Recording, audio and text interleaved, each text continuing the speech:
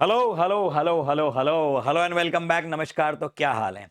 मैं क्षितिज कनिक, आपका अपना के सर। सबसे पहले ये चाहता हूं कि आप इस डेट पे नजर डालिए, फिर इस टारगेट पे नजर डालिए और अपने अंदर से जो आवाज आ रही है उस पे नजर डालिए। आपको क्या लगता है कि क्या इस टाइम फ्रेम में ये रिजल्ट अचीव करना पॉसिबल है? अगर अंदर 1% का भी डाउट आ रहा है, सो आई वॉन्ट कि आप इस इमेज को देखिए। ये है 1945 यानी वर्ल्ड वॉर के समय की इमेज, जब हिरोशिमा और नागासाकी पे अटैक हुआ था। इस शहर की हालत देखिए, कितनी बुरी तरह से पूरे शहर को तहस नहस कर दिया गया था। क्या मोराल हो गया होगा लोगों का, कितना उनके अंदर दुख तकलीफ परेशानी रही होगी। और उसके बाद यहां तक पहुंचना, वो भी इतने कम टाइम फ्रेम में। इसके पीछे जो टेक्निक्स हैं, इसके पीछे जो जापानीज लोगों का डेडिकेशन है, वो आज हम इस वीडियो में डिस्कस करेंगे। और ये जर्नी बिल्कुल उसी तरह से है जैसे किसी बच्चा जो 100 सवा सौ 150 मार्क्स अभी ला रहा है, उसको ये कह दिया जाए कि तुम्हें अगले 7 महीनों में, यानी कि अगले 207 दिनों में, 4 मई को जो पेपर होने वाला है उसमें 700 मार्क्स अचीव करने हैं।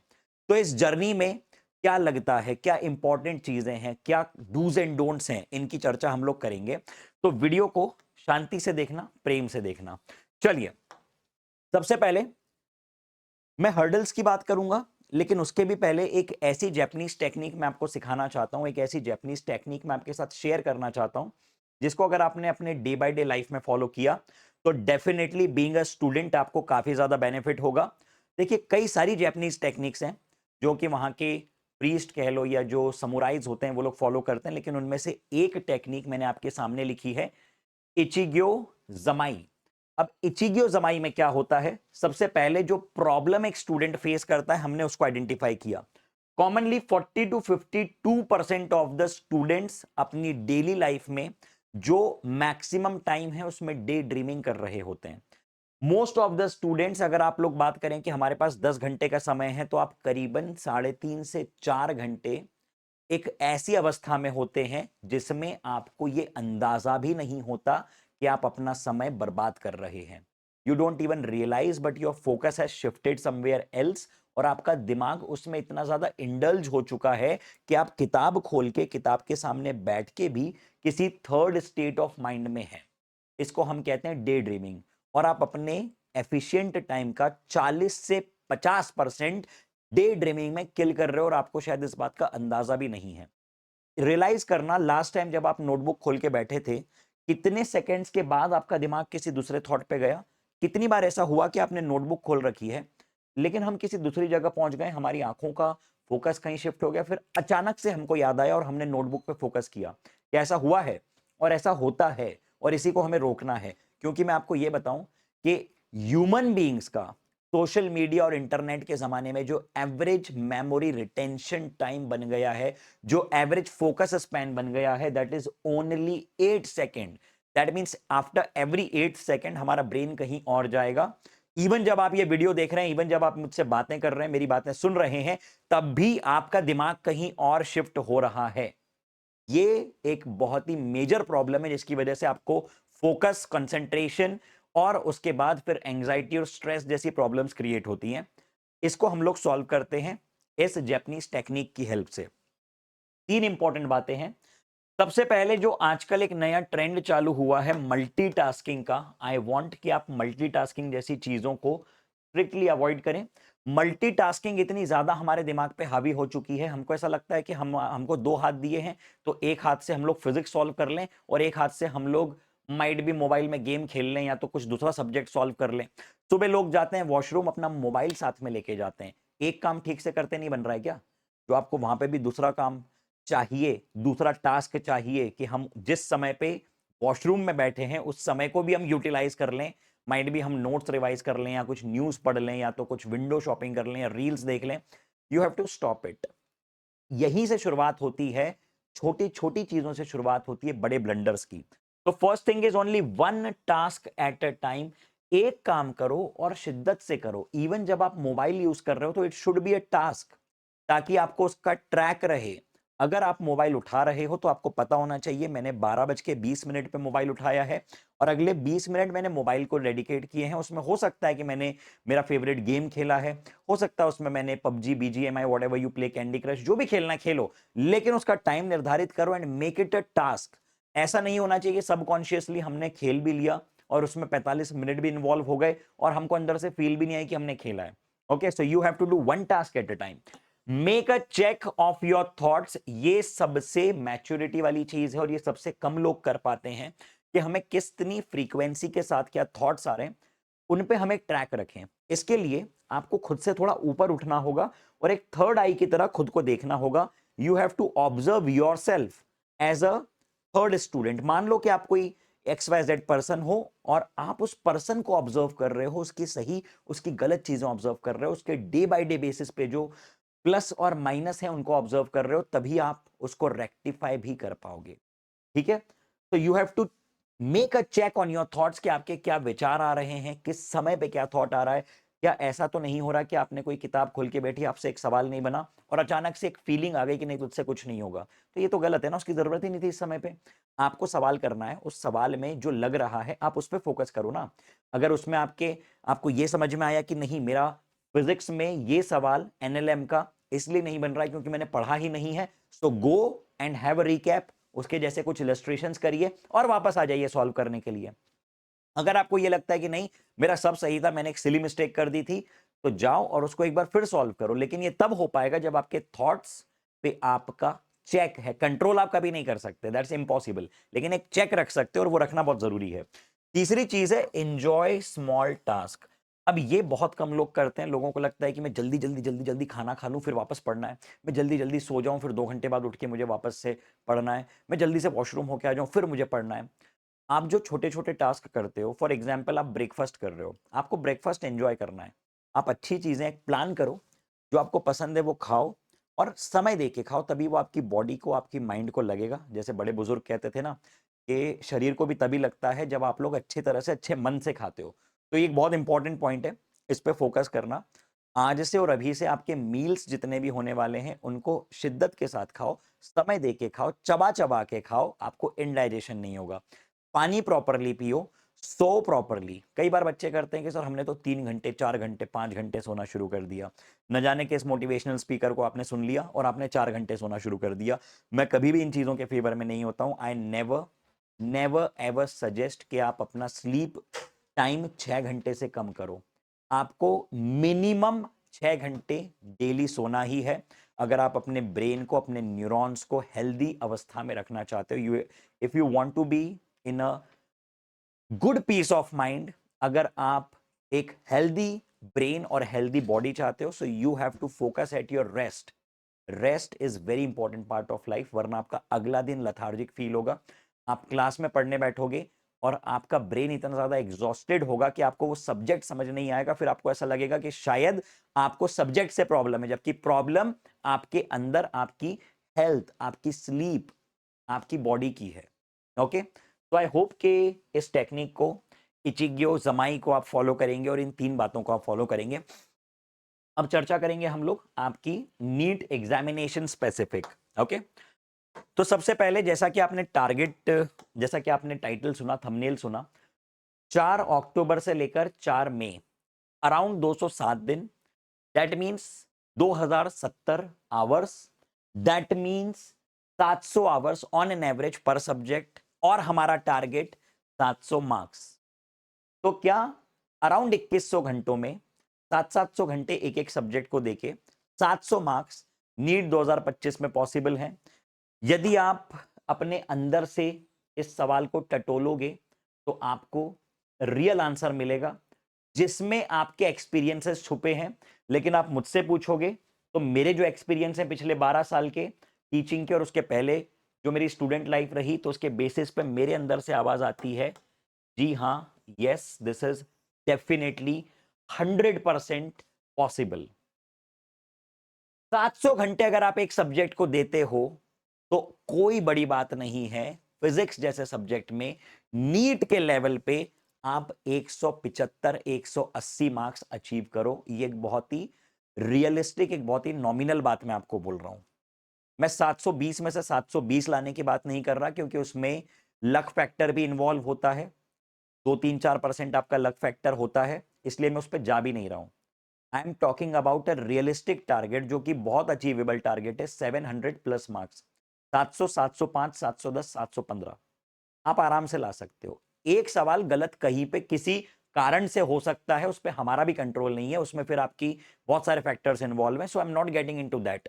लेकिन ये पॉसिबल है। अब ये कैसे पॉसिबल है, इस पे चर्चा करते हैं। तो आइए, सबसे पहले मैंने एक कैटेगरी बना दी है। मैंने 3 खांचे बनाए हैं जिसमें मैंने 3 प्रकार के स्टूडेंट्स को पिक्चराइज किया है। अब आप ये देखिए कि आप किस कैटेगरी में फॉल करते हैं। सबसे पहली कैटेगरी मैंने उन स्टूडेंट्स के लिए बनाई है जिनका प्रेजेंट स्कोर 250 मार्क्स के आसपास या उससे कम है। दूसरी कैटेगरी ऑफ स्टूडेंट्स है जिनके स्कोर जा रहे हैं 250 से लेकर 450 marks. And the third category is जिनके 450 से 650 मार्क्स हैं। सर, जिनके 650 से ऊपर आ रहे हैं उनको ये वीडियो देखने की जरूरत नहीं है, उनको सिर्फ जो वो कर रहे हैं नीट 2025 तक कंटिन्यू करने की जरूरत है। आप लोग अपना काम करते रहो। आपको, मैं उनकी बात कर रहा हूं जिनके 650 से ऊपर आ रहे हैं। आपको जिस समय पे जो मटेरियल देना होगा वो मैं टेलीग्राम पे देता रहूंगा। You just have to be connected and be in touch. Special questions, special material लेते जाइए। अब हम बात करते हैं ये 3 कैटेगरी ऑफ स्टूडेंट्स की। और first of all you have to figure out कि आप किस कैटेगरी में आ रहे हैं। ठीक है, तो बात करते हैं उस कैटेगरी की जिस पे मेरा सबसे ज्यादा फोकस है। वो बच्चे जिनके मार्क्स अभी 250 या उससे कम आ रहे हैं। क्योंकि जो बच्चा 600 पे खड़ा है उसको 650 पे अगर मैं ले आऊं तो इतनी बड़ी बात नहीं है, लेकिन जो बच्चा 250 पे खड़ा है उसको मैं 620 पे ले आऊं तो ये मेरे लिए एक बहुत बड़ा अचीवमेंट होता है लाइफ में। और मेरा फोकस यहां पे।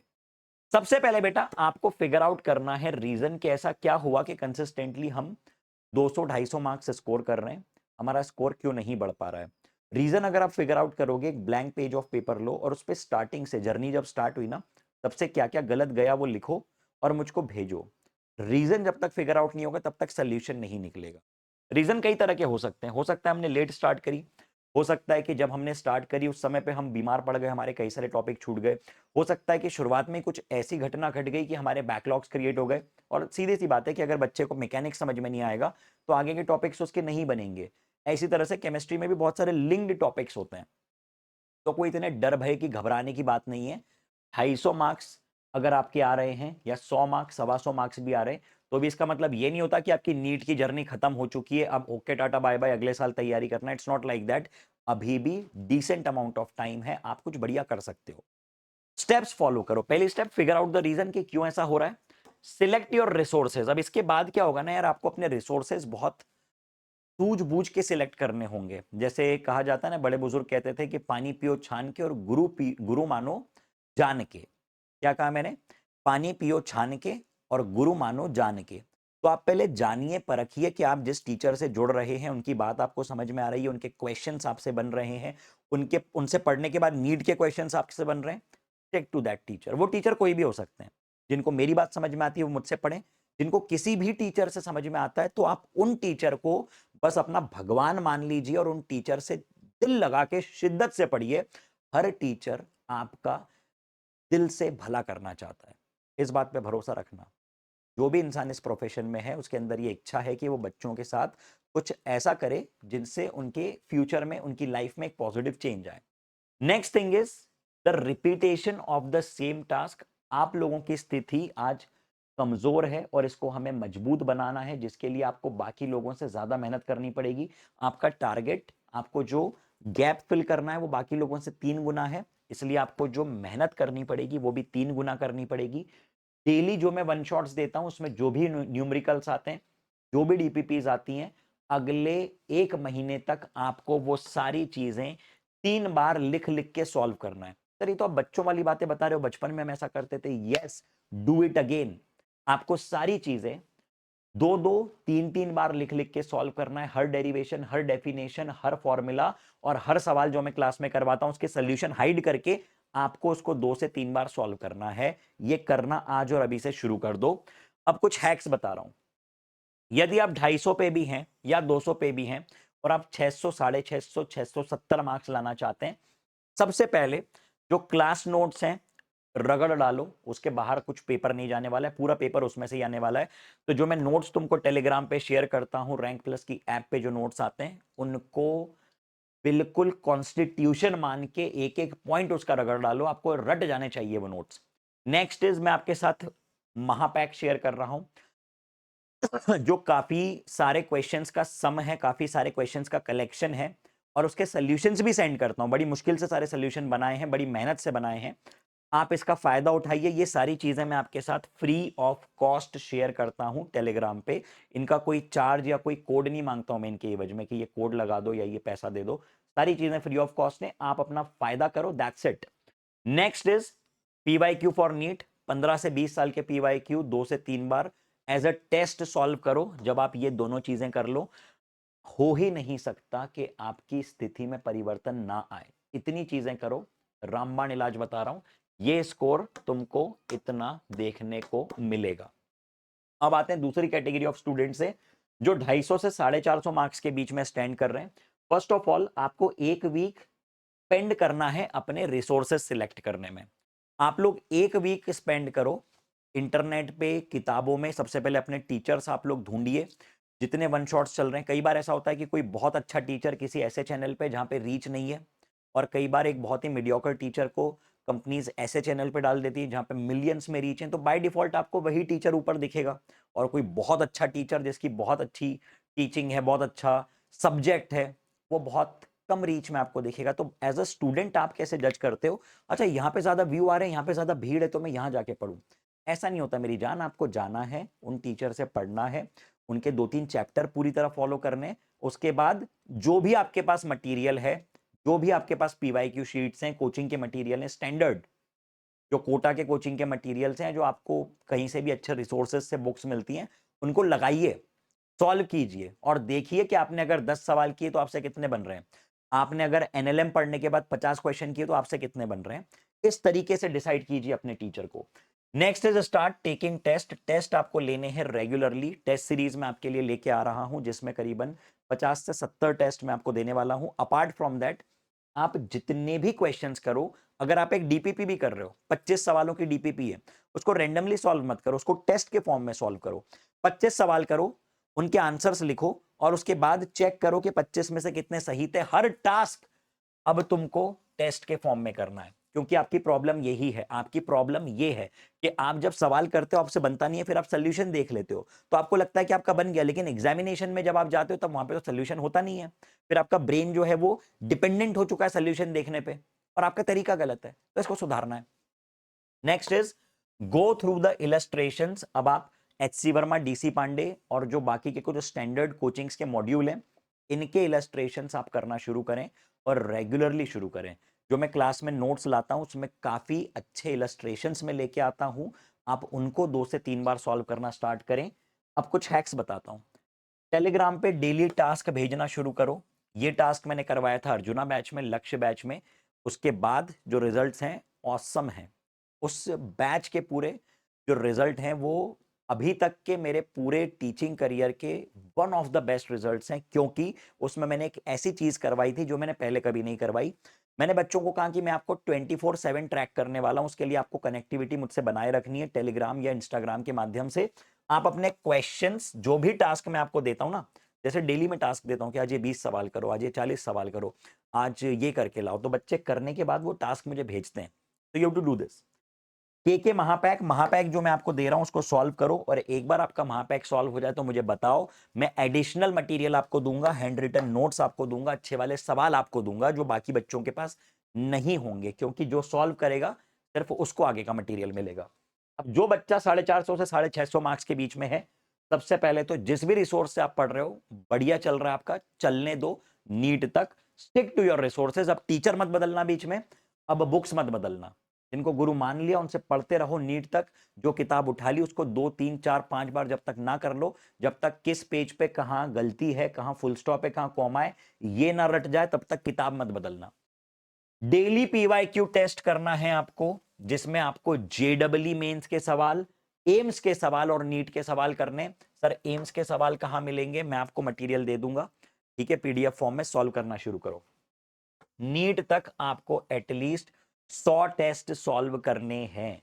100 टेस्ट आपको नीट के पहले करने हैं। 207 दिन में 100 टेस्ट, यानी हर ऑल्टरनेट डे पे आपको एक टेस्ट देना। देखो, टेस्ट फुल लेंथ हो जरूरी नहीं है, 1 घंटे का भी टेस्ट हो सकता है।